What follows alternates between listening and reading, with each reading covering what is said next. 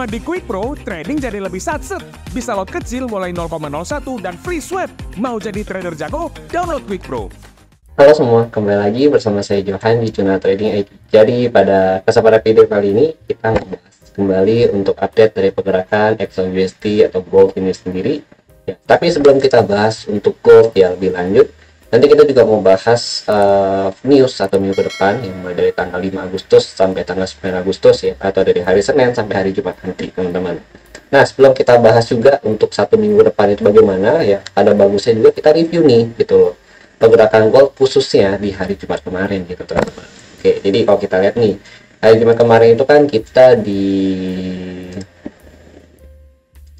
lihat ya, maksudnya bukan dikit, tapi kita didatangkan ya dengan news dari tenaga kerja teman-teman ya gitu. Kita ada news tenaga kerja dan hasilnya memang kurang bagus untuk si USD itu sendiri teman-teman ya, dimana kalau kita lihat dari job shop opening ya, komponen pertama untuk si bagian NFP itu kurang bagus ya, pembukaan lapangan pekerjaannya berkurang. Lalu yang kedua itu ada ADP non-farm employment ya, di sini non-farm employment itu juga kalau kita lihat juga berkurang ya, atau kurang bagus juga hasilnya, itu komponen kedua. Oke, ini dari 155 ke 122. Lalu kalau kita lihat lagi ini jobless claim ya, ini jobless claim itu di hari Kamis ini juga bertambah banyak teman-teman. Kalau kita lihat ya jobless claimnya dari 235 ke 249 gitu. Makanya sesuai dengan yang kita bahas di hari Jumat kemarin ya, hasil NFP itu kemungkinan besar adalah tidak bagus karena posisi dari newsnya ini sih tidak bagus. Makanya saya kan buat skenario tuh ya kemarin ya kan gitu. Nah, ini kalau kita lihat juga untuk NFP-nya ya hasilnya kurang bagus ya, kurang bagus untuk si DXY gitu, atau indeks dolar itu sendiri. Ya, dimana kalau kita lihat hasil dari NFP itu dari 179 ke 114. Lalu hasil dari pendapatan rata-rata per jam itu turun dari 0,3 ke 0,2. Nah, kemudian dari hasil unemployment rate ya, atau tingkat pengangguran kerja ya di sini itu naik dari 4,1 ke 4,3 teman-teman. Nah, ini memang kalau kita lihat dari pasar tenaga kerja di Amerika itu sendiri itu kurang bagus ya.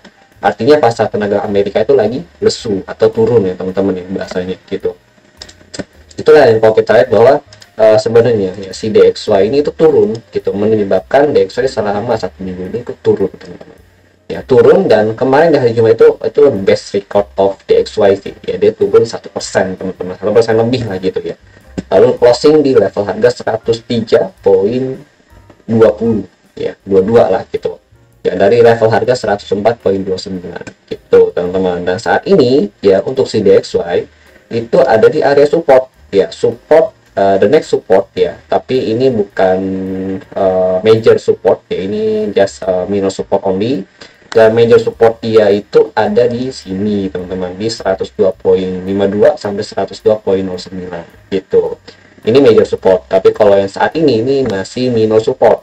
Nah, kemudian untuk intraday level di sini ini juga ada main support dia ya, itu di 103.99 sampai 104.29 ya, ini udah di breakout yang artinya saat ini masih menjadi area resisten untuk si indeks dolar atau si DXY ini sendiri teman-teman gitu. Nah, ini kalau kita lihat struktur harga ya, ini kalau kita lihat dari daily ya, ini kan kita mau struktur harga dulu ya, 1 2 3 yang 4 5. Nah, ini berarti 1 2 3 4 gitu.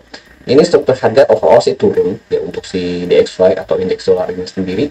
Dan kalau kita lihat ya dari si indeks dolar ini ya, ini dia ada potensi rebound ya, rebound untuk naik lagi ya, bukan naik yang benar-benar ganti tren ya, tapi rebound only, koreksi gitu teman-teman. Itu nanti targetnya bisa ke 103.72 sampai ke 100 berapa nih, 104.29 ya di sini teman-teman. Nah, di sini gitu.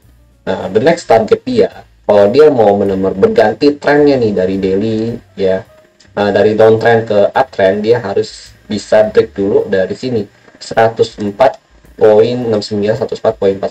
harus sampai ke sini baru dia bisa lanjut untuk naik gitu teman-teman. Tapi selama ya DXY itu di bawah 104.69 ini itu dia turun gitu. Overall sih trennya masih turun gitu, belum ada charge kembali gitu. Dia akan terjadi charge atau change of character ya ketika dia bisa break di atas 104,69 ini gitu teman-teman ya. Jadi itu untuk si DXY itu sendiri. Dan kalau kita lihat juga ya untuk news minggu depan ya, news minggu depan berarti this week ya. This week itu di tanggal 5 ya, 5 Agustus atau hari Senin. Di sini ada di jam 20.45 ada S&P Global Service PMI yaitu di 55.3 ke 56. Ini overall sih bagus untuk si DXY.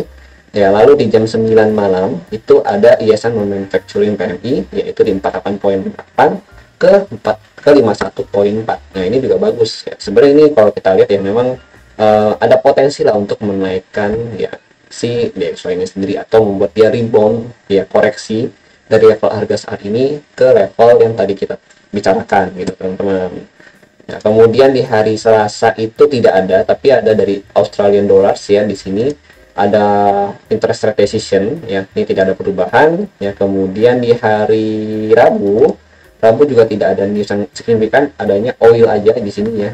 Lalu ini di hari Kamis ya, Kamis itu ada Universal Surplus Claim. Nah, ini klaim mingguan ya, atau news mingguan lah ini kita bahasnya gitu ya. Jadi dari 249 ke 245 ya. Overall sih bagus untuk si DXY untuk minggu ini ya, dari hari Senin newsnya. Terus untuk yang hari Kamis ya, ini bagus gitu teman-teman. Jadi besar harapan ya, nggak berharap banget sih ya, market ya sesuai ya, kita sebagai trader ya paling ikut market aja lah gitu ya. Ya kita realistis aja lah gitu ya. Cuma memang kalau kita lihat di newsnya ya, itu masih ada harapan untuk si DXY rebound ya di level harga saat ini teman-teman. Untuk hari Jumat clear, tidak ada news ya. Jadi memang newsnya itu untuk minggu ini itu hanya ada di hari Senin ya, Senin dan juga hari Kamis teman-teman. Oke. Overall clear ya untuk news ini sendiri gitu. Nah, kemudian kita mau bahas lagi nih, DXY udah, news udah. Nah, DXY berarti kalau misalkan hasil news minggu ini bagus ya, dia bisa potensi pullback seperti yang tadi kita bahas ya, skenario nya. Kalau misalkan in case dia masih belum bisa pullback ya, berarti dia lagi turun lagi. Skenario kedua ya, skenario kedua turun ke sini baru kan nanti bisa pullback lagi ke atas gitu ya. Skenario pertama sih masih naik, kalau skenario kedua ini gitu. So, kenapa ya, karena kalau misalkan skenario kedua itu biasa adalah backup plan saya gitu, misalkan tidak sesuai dengan hasil report yang ada gitu. Kalau skenario satu ya seperti saya bilang ya, itu adalah skenario yang saya susun ya berdasarkan dengan data yang ada gitu teman-teman. Jadi ada good skenario, ada worst case skenario juga. Ya seperti orang bilang ya, sedia payung sebelum hujan, artinya kita harus punya plan backupan gitu ya. Jadi saya sih nggak mau bilang oh iya nanti ini akan naik macam, terus kalau nggak naik ya turun ya, memang itu market gitu ya, kalau nggak naik ya turun gitu. Tapi saya di sini mau memperjelas kepada kalian semua, pokoknya skenario pertama saya gini, alasannya begini. Skenario kedua saya begini, alasannya begini. Jadi kita punya reason gitu, kenapa kita memilih skenario itu sebagai skenario pertama, dan kenapa kita memilih skenario kedua itu sebagai backup plan kita gitu ya. Jadi kan lebih jelas ya, maksudnya lebih enak, nggak main feeling-feelingan ya gitu teman-teman ya. Oke, jadi nggak masuk feeling molo gitu kayaknya. Nah kemudian ya, terus kita mau lihat lagi untuk XAU ya, memang untuk OI data ya, untuk OI data sih saya memang sudah muncul juga sebenarnya di CME Group ya. Jujur ini udah muncul, tapi karena posisinya ini masih belum ada harga open ya untuk si gold ini sendiri ya. Jadi mungkin saya akan update itu di hari Senin aja teman-teman gitu. Kalau untuk sekarang ini sih memang bisa kita lihat ya, cuma memang kurang greget aja, kurang gigit ya bahasanya gitu, karena belum ada harga open gitu. Lebih enak sih nanti pada saat ada harga open. Nah ini kan 2 DTE. Kenapa 2 DTE? Karena ini di update itu di hari Sabtu teman-teman gitu. Makanya ini tuh untuk yang hari Senin gitu. Kalau kita lihat sih memang overall ya, kalau kita intip-intip dikit nih ya, untuk si OI data ini itu dia masih bermain-main di atas teman-teman di sini ya, 2420 sampai 2480 ya, itu masih banyak order gitu ya. Kemudian di bawahnya kosong ya, paling ada 2390 ya kan, 2380 ya, 2400 ya. Sebenarnya masih kosong sih. Overall sih ini masih main-main di atas gitu ya let's see aja bagaimana gitu teman-teman. Oke. Nah kemudian kita lihat lagi nih ya untuk OI data nanti kita akan update lah untuk hari Senin nanti ya, setelah kalau udah open market lebih enaknya sih kita dapat price yang lebih opennya itu supaya lebih gigit aja gitu. Soalnya kalau sekarang itu misalkan sekarang kan closing price-nya di 2041 ya, sorry 2441. Nah kebelit kan tidak saya. Nah ini sebenarnya bisa aja kita jadiin sebagai patokan harga open gitu. Cuma posisinya kalau misalkan ini kita jadikan sebagai harga open ya, nanti yang ada takutnya nih ya, nah ini in case dia break, maksudnya gap up atau gap down gitu kan, kita nggak tahu nih gitu ya. Misalnya kalau misalnya harga opennya benar-benar top di 2441 ya oke, it's okay gitu, nggak masalah gitu. Berarti OI data kita bisa langsung analisa gitu. Tapi kalau misalkan dia harga open itu ada gap ya, closing open di sini, nah itu kita mesti lihat lagi tuh OI datanya gitu teman-teman. Oke. Nah kemudian kita lanjut lagi ya, jadi nanti ada OI data Senin kita lihat gitu. Nggak masalah gitu. Nanti saya update upaya di TikTok di Trading ID, kalian tenang aja. Oke, sekarang kita lihat lagi untuk bulanan. Nah, bulan ini, bulan Juli kemarin, ya, kalau kita lihat ini memang closing new record ya untuk monthly-nya si gold itu sendiri, teman-teman. Gitu. Kenapa? Karena posisinya nih, ya di bulan Mei itu adalah new high closing-nya dia. Nah, bulan Juni itu dia closing juga ya, tapi di current high-nya si bulan Mei gitu. Jadi bulan Juli ini dihajar sama dia, closing new high-nya dia gitu. Jadi kalau kita lihat memang super bullish untuk si monthly-nya dia gitu. Cuma in case kalau saya lihat memang masih akan ada sedikit koreksi dulu nih gitu. Kenapa? Karena dia udah bullish dari bulan Oktober ya 2023 sampai saat ini gitu, dan koreksinya tuh belum ada mulai dari bulan Februari 2024 ya sampai Juli ya. Pokoknya dari setengah tahun inilah gitu ya, belum ada koreksi gitu ya. Pokoknya let's see ini bagaimana, mungkin dia koreksi tapi ya nggak begitu banyak lah koreksinya gitu teman-teman ya, karena memang masih super bullish. Dan isu interest rate cut ya itu juga masih apa ya, menghantui pasar juga gitu teman-teman. Dan krisis ekonomi segala macam ya kan, itu juga masih terus menghantui pasar ya. Jadi kalau dikatakan turun atau downtrend ya atau berubah tren, kalau ini belum sih gitu. Paling koreksi sih ada ya, nggak yang benar-benar sampai berubah trennya gitu teman-teman. Oke, jadi itu ya, ini monthly masih oke banget nih ya. Lalu kita lihat juga dari weekly. Nah weekly juga new high nih ya, amazing banget nih gold ya. Pokoknya weekly ini new high juga ya, new high-nya itu pokoknya di atas 2418 ya. Kalau di sini kalau kita lihat nih di 2414 sebagai top record yang kemarin. Terus ini dia bikin jadi lagi baru ya kan, yang artinya kalau kita lihat begini ya, begini nih, nah gitu kan, ini tuh dia posisinya itu masih membentuk ya bullish candle gitu teman-teman. Ini bullish candle nih gitu, bullish candle. Dan ini ada, kalau kita mau jadiin satu ya, sebenarnya ini tuh adalah bullish engulfing gitu teman-teman, bullish engulfing candle di weekly gitu. Dan selama dia berada di atas 2415 ya, overall sih ini kalau untuk weekly dia masih akan terus naik lagi. Paling dia ada koreksi lah ke 2415 sampai 2400 ya, incas begitu. Nah tapi selama dia bertahan ya, patokan saya nih ya, patokan saya di atas 2014 di atas 2415 ya kan, dia masih naik gitu. Jadi weekly itu masih potensi 80% naik. Tapi kalau misalkan dia udah di bawah ya, closing misalnya minggu ini dia closing di bawah 2415 ya, berarti minggu depannya lagi ya itu dia potensi untuk turun nantinya gitu. Misalnya minggu ini nih closingnya, kita bikin skenario dulu, saya suka bikin skenario ya. Misalnya minggu ini closing nih di bawah 2415 ya, beginilah harapannya. Nah gitu, berarti minggu depan itu dia lebih besar potensi turun lagi ya, close untuk nyentuh lagi nih di low yang ini nih teman-teman, nyentuh di week low yang ini, itu kurang lebih di level 2370 gitu ya. Dan ini bisa jadi support kuat juga. Kenapa? Karena posisi ini kalau kita lihat ya, ini kayak dia itu nahan di sini Yang ini nahan ya, ini nahan, ini nahan, ini nahan gitu, ini juga nahan di sini gitu. Oke, jadi itu adalah skenario 2 minggu ke depan lagi sih, pasti terlalu jauh gitu. Tapi nggak apa-apa, kita nanti punya skenario dulu. Nah, tapi kalau misalkan in case dia masih bertahan di 2415 ya, berarti gold itu masih akan bermain-main ya di range 2400 sampai 400 ya, 400 lah kita katakan ya, sampai 2480-an gitu. Oke, yaitu untuk skenario weekly-nya. Ya, intinya weekly kita udah tahu ini dia breakout gitu ya. Breakout dari si area akumulasi yang sebelumnya. Ini kan akumulasi zone gitu.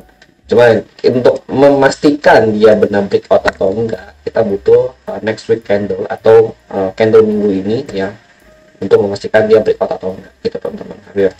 Ya begitulah pokoknya market ya gitu. Itu skenario kita lah gitu. Tapi kalau misalnya kalian punya skenario lain ya, boleh banget kalian sharingkan di kolom komentar ya. Saya akan sangat berterima kasih untuk kalian semua bagi yang mau sharing-sharing ya kan, karena kan teknikal ini sangat independen ya, tergantung dari trader itu bagaimana gitu. Jadi kalau misalkan setiap trader mungkin kalian ada yang sama pandangan dengan saya ya, tapi mungkin trader A, trader B, trader C itu ya, dia pasti punya pandangan yang lain lagi gitu. Oke, sekarang kita lihat lagi ya, ini untuk daily ya, jadi nah ini dia daily-nya masih doji, ini masih doji, jadi belum ada clear action dari si bot itu mau bagaimana. Nah ini doji nih, hari Kamis doji, Jumatnya doji juga gitu. Setelah dia sapu atas bawah, luar biasa sekali itu Jumat. Dia turun itu dari 2070 turun sampai 2410 gitu. Ini luar biasa sekali ya. Coba kalau kita lihat juga ini dia resisten zone sih gitu. Nah ini daily juga masih sama. Fibo-nya sih belum ada banyak pergerakan, belum ada banyak perubahan untuk Fibo gitu, karena posisinya masih sama, masih di dalam range gitu teman-teman. Ya overall sih untuk support ya, untuk support masih di sini di 2433 sampai 2418. Ini ada support Fibo-nya dia ya, atau golden hasilnya dia ya kan. Ini kan awalnya kan harusnya jadi resisten, tapi ini kan di breakout, makanya dok ini jadi supportnya dia gitu teman-teman. Jadi selama dia berada di atas 2400 ya 15 kita ambil di sini, ini kan Fibo kan 18 ya, apa-apa kita ambil di 15 biar weekend gitu. Gold masih uptrend gitu untuk weekly-nya yang masih potensi untuk bikin new high baru lagi gitu teman-teman.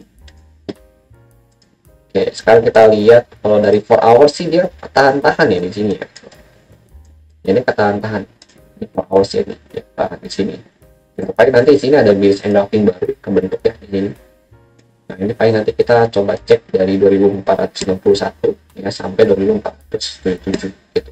Area bullish engulfingnya, jadi kurang lebih untuk begini. Nah ini area apa bang? Nah ini sebenarnya mau saya jadiin area sell gitu, di sini. Ini mau saya jadiin area sell karena ini kan resisten. Di sini ini resisten.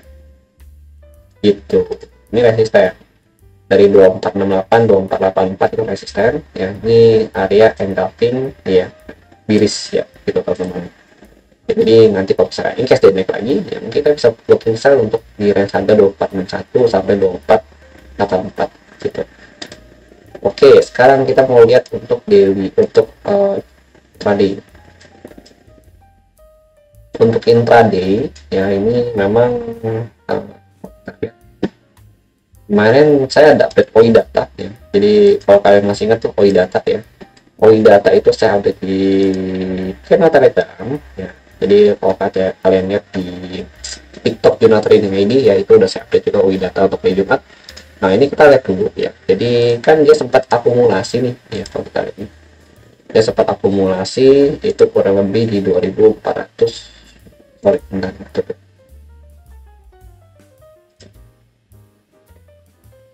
ini 2460 ya, 60 dan ngebreak nih ya, ngebreak ya kan, 60 dan ngebreak sini, 60 ngebreak karena posisinya untuk area 65 ini ya, itu dia kekurangan momentum untuk teman-teman, makanya dia balik lagi nih ke 60 sini ya, super NFP balik ke 60 ya, baru dia naik nyari momentum di 75 ya, dengan target di 75 dengan memanfaatkan momentum ya dari si NFT gitu teman-teman.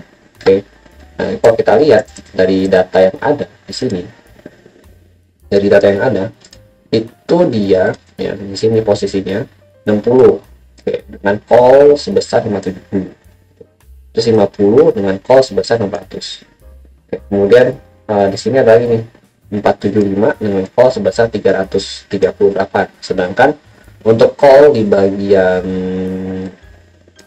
465 dan 470 ini drop gitu, drop 235 232 gitu. Sedangkan call yang besar-besar itu ada di 450 460 dan 475 gitu.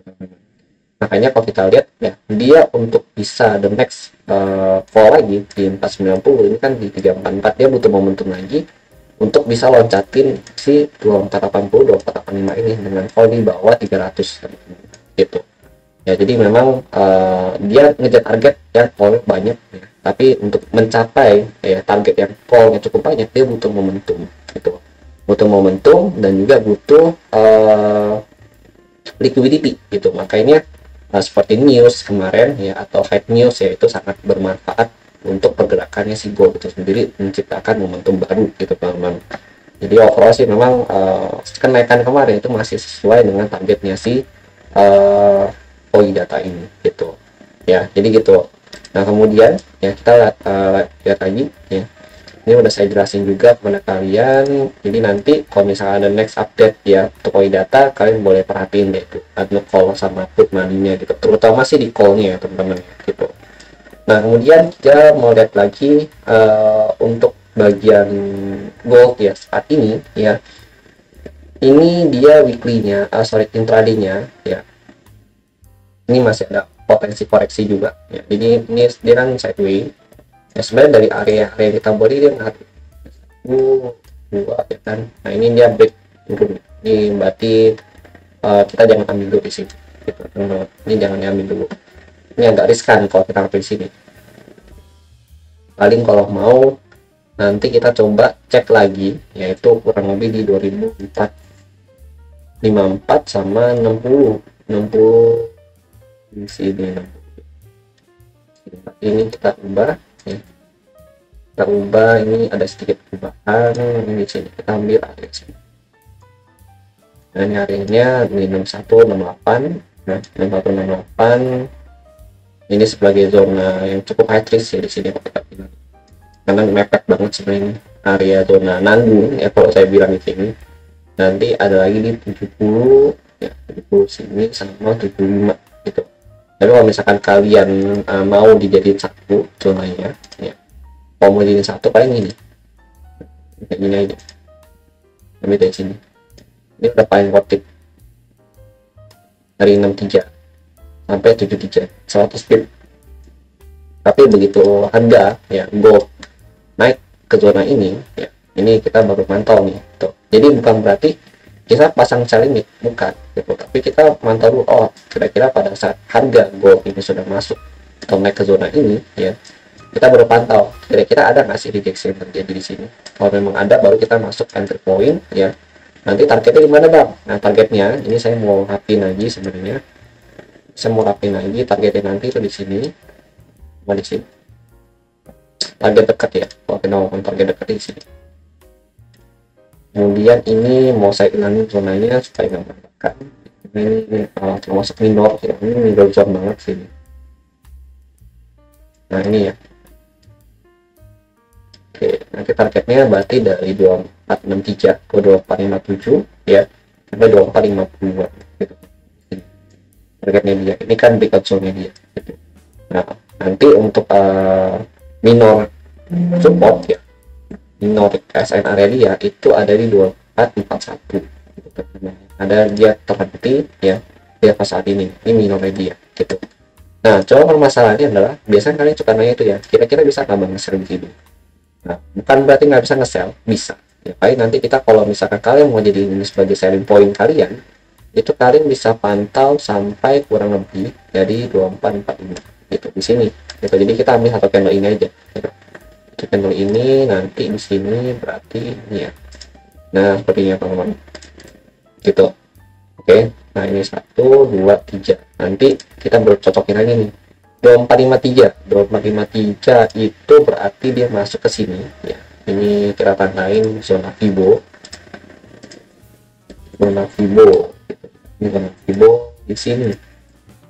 Fibo, berarti ini kita kasih warna beda aja ya, biar pembeda. Nah, zona Fibo teman-teman, artinya zona ini lebih penting ya, ketimbang zona di bawah sini gitu. Lalu ada lagi itu ada di 2477 berarti sama di sini, dia juga zona Fibo ya.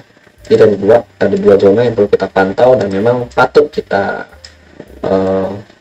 lihat ya untuk karisannya nanti di sini, karena ini dua zona Fibo yang kita pecah gitu. Satu zona Fibo yang kita pecah jadi dua zona gitu teman-teman.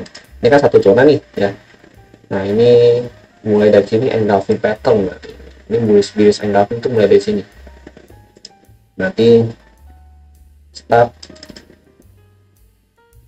bearish ya, engulfing.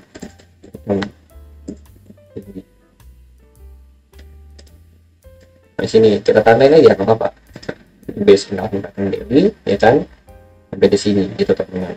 Di sini berarti dua zona ini zona Fibo utama 50. Nah ini zona Fibo yang kedua ya, masih di area zona itu juga, tapi bedanya kalau ini disertai dengan bearish engulfing teman-teman gitu. Oke, jadi itu ya beberapa zona selling point yang perlu kita pantau, dan sama di atas ini nih ya, ini current height-nya dia, tertingginya dia, ini perlu kita pantau juga teman-teman. Oke, nah itu ya, nanti targetnya gimana bang? Targetnya mungkin sedang ngecek pot lagi di sini gitu, karena pasti kurang lebih overall kalau saya lihat ya, untuk range main dia ya, di gold ini itu masih di sini. Di sini cuma untuk worst case terendah dia itu di sini 2408 sampai 2412 gitu teman-teman. Lalu ini ada juga sini sebenarnya, cuma memang di sini ada discount yang kalau memang mobile ya masih belum bisa di sini sih, tapi nanti kita sesuaikan lagi deh sama marketnya itu gimana gitu teman-teman. Oke, karena kan market itu suka berubah-ubah ya moodnya gitu. Nggak apa-apa, kita sebagai trader harus bisa beradaptasi juga sama market itu sendiri. Yang penting tetap stick to the plan ya, SOP tetap dijalankan dan risk management tetap diutamakan gitu. Oke teman-teman, jadi mungkin sekian dulu dari saya ya. Terima kasih bagi yang sudah nonton dan sampai jumpa pada next video.